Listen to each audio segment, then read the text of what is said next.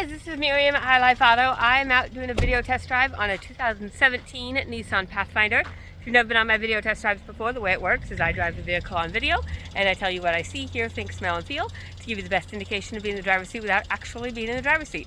I'm not a mechanic and this is not meant to be a 182-point inspection. Rather, this is meant to be a sneak peek into how the vehicle drives and any potential issues I notice as we're going along. So, we'll take a look around the vehicle, we'll take a look under the hood, and then we'll go for a drive. First thing you'll notice, wow, I'm all blurry. I don't know what's going on with my camera. Okay, well, turn you around. Maybe my rear camera will be better. There we go, that's better. Okay, pretty decent looking. First thing you'll notice, if you use your sense of sound or your sense of hearing, you'll notice it's got an engine noise. I don't know what that is. It sounds like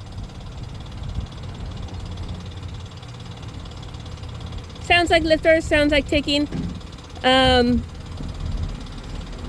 would imagine it's got some repair to it. When we open the hood, we'll do a little bit more digging into it. But anyways, on this side, pretty okay looking as far as dents, dings, that kind of stuff. These tires are 35% or so. Rear tires are not as good, I can tell you. 25% right at the rear bars. This is third row. It's just got the cloth interior though. But it looks okay. A little bit dusty, but it looks okay. So it's got 2, 5, 7 seats.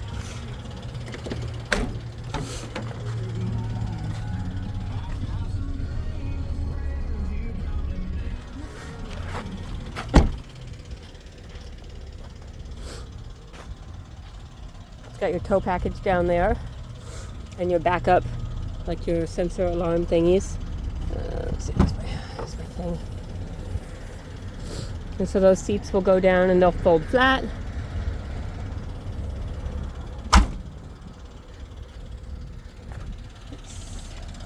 Yeah, a little bit of scuffing right there. Nothing super horrible. But otherwise the body looks pretty decent.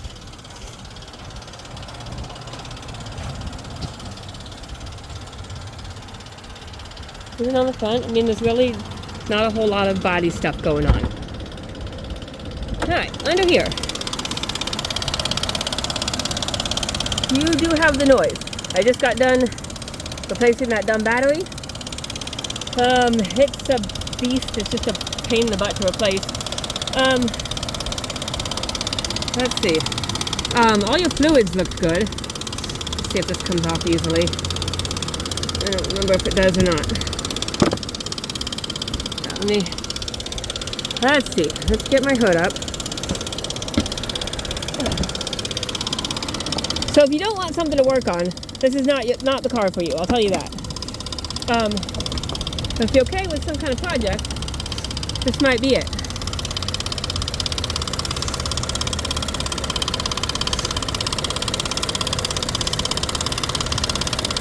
Your oil looks good.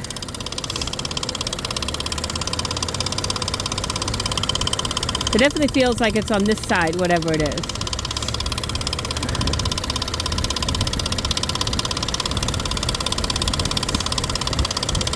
So I would imagine you're doing a little bit of work, taking off that intake and lifters to start with, that kind of thing.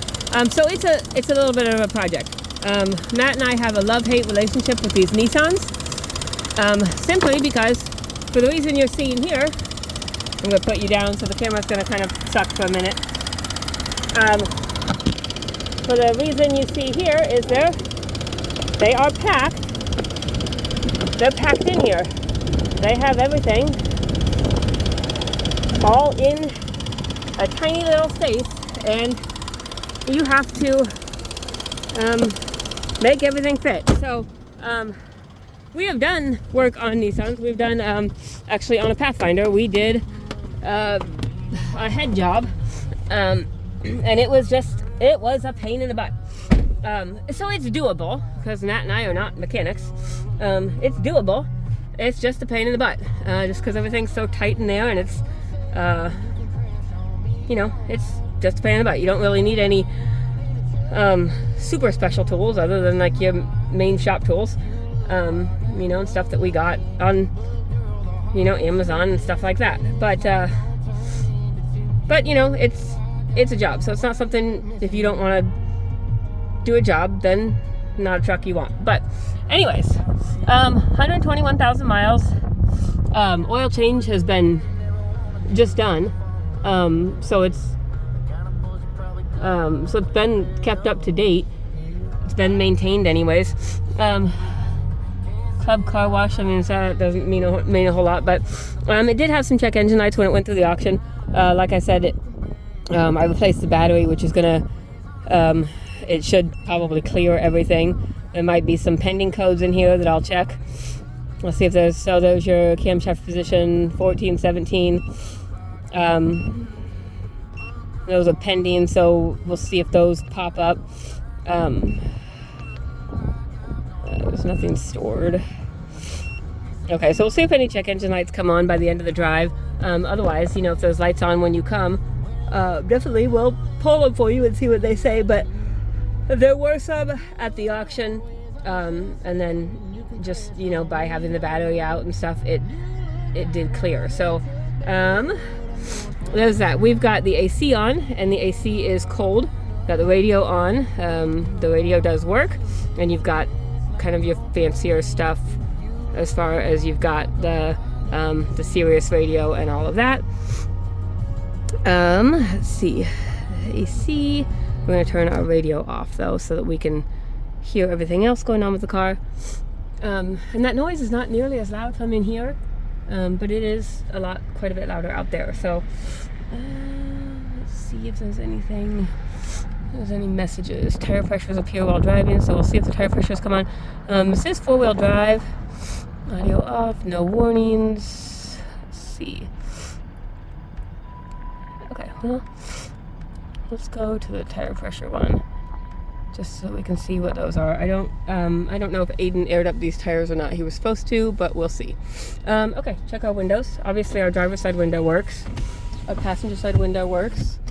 Our rear passenger side window works, and our rear driver's side window works. Okay, we're gonna go for a drive in just a minute. I gotta get, and we do have a backup camera. You can see right there. I gotta get on my other phone and shut the garage door. Because I can't leave the door open while I'm gone. Okay, close.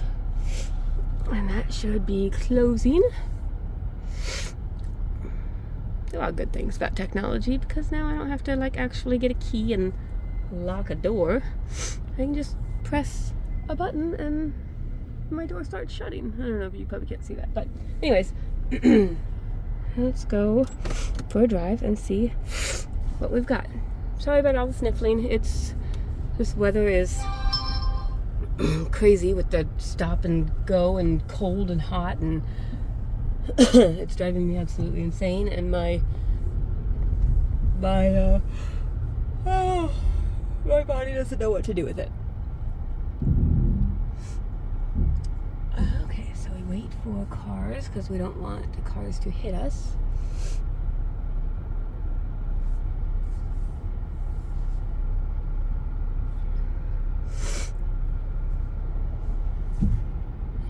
And off we go.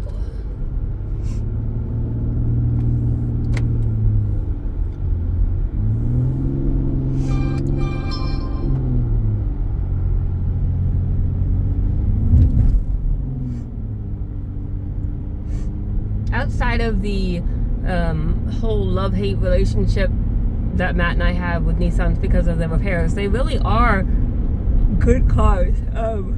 They last, they last longer than, you know, if they're taken care of. They are a little bit more finicky than, you know, they tend to require OEM parts, and they're a little bit more finicky than like your domestic cars. But if they're taken care of, they drive a lot longer than your domestic cars. But there's your caveat there, is they've got to be taken care of. And you know, you've got to have your routine maintenance, you've got to have all that stuff done. And if you don't, they will fail a whole lot sooner. So that's part of that whole love-hate relationship thing. But they are really, really good cars. Like this is driving really smooth. Your tire pressure sensors, they came up. They're working. They're all reading about, in the 40s. So they're all reading really well. All your sensors work. I don't hear any suspension noise. It's driving really smooth. I didn't get that engine cover on there tightly. I can hear it rattling, so I need to get that on there tightly, which is fine because I wanted to power wash the engine anyways. Yeah, it's driving really well. It's got good acceleration. Like it's really impressive. I'm not gonna lie. The last Pathfinder we had, like I drove it around quite a bit. I drove it to Quincy. I drove it. Yeah, I mean, I drove it probably a good 300 or 400 miles, and it drove good. The brakes on this are good and solid. No grinding, no vibration. It seems like it's been taken care of thus far. Maybe it just got to the point where now it needs a bigger repair, and maybe they just didn't want to do it.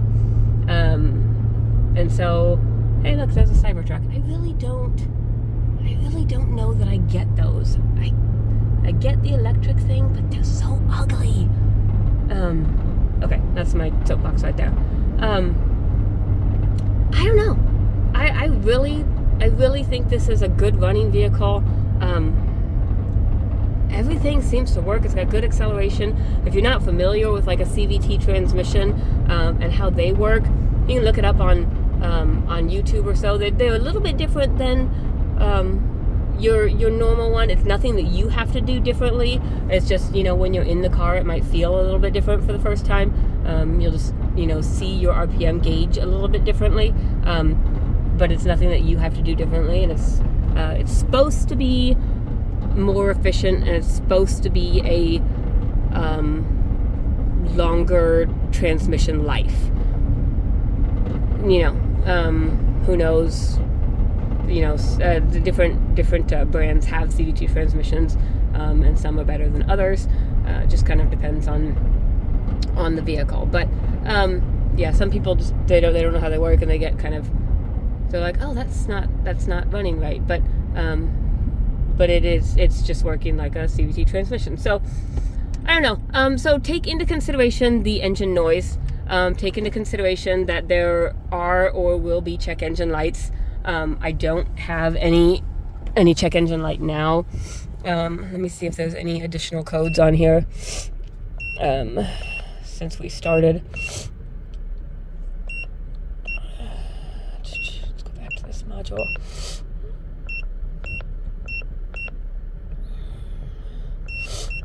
So there's just these two codes right now, the 14 and the 17. And those are camshaft codes, which could be related to timing, or they could be sensor codes.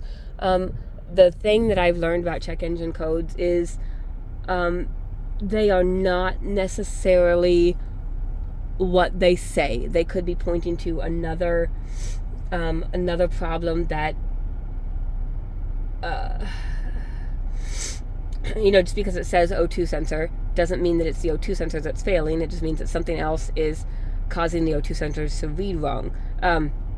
But there is the engine noise. So be aware of that. Either have a mechanic come look at this, or have a mechanic listen to the video or something. It is a very good running vehicle. It is a low mileage, 9-year-old vehicle. So it's a newer vehicle. It's third row. It's 4-wheel drive. I'm going to check. Actually, we should check our 4-wheel drive right here. Let's see.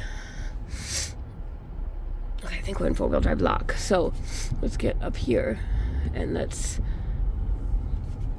crank it. And that sure feels like 4-wheel drive. Yeah, I think so. We've definitely got 4-wheel drive. Let me see. There should be a button that shows that. Yeah, so it shows all four wheels are engaged right there too. So 4-wheel drive works. Oh, that's cool. It shows you too. Oh gosh, I'll see if I can figure out if I can get that on there. So it shows you Like the front and the rear wheels are both acting at 50%. So, anyways, that was cool. But it's a really good running vehicle. And I know I'm at 15 minutes, so you can sign off if you want. It runs good. It has good power. It shifts through all the gears the way it's supposed to. It's got cold AC. It's got third row. It's got four-wheel drive. It's got everything it's supposed to have. And then it has an engine noise. So, don't think that engine noise is nothing and fool yourself into thinking that it's nothing. 2, don't think that engine noise is the end of the world. Cars are cars. They all need repair. It's just a matter of what they need and when they need it, and if you're getting the car at a good enough price to cover the repair. And that's what we do. Like, we sell it at a good enough price that you can cover the repair and still get the car at a killer price.